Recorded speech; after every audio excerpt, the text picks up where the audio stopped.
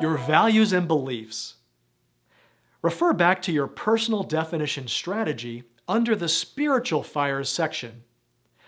Are there any values that are absent from that list that you now require to accomplish a relational development strategy?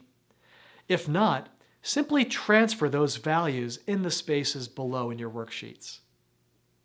Next, beliefs are your current perspectives, opinions, and conclusions based upon your cumulative knowledge and understanding.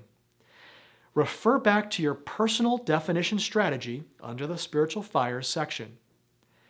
Are there any beliefs that are absent from that list that you now require to accomplish this relationship development strategy?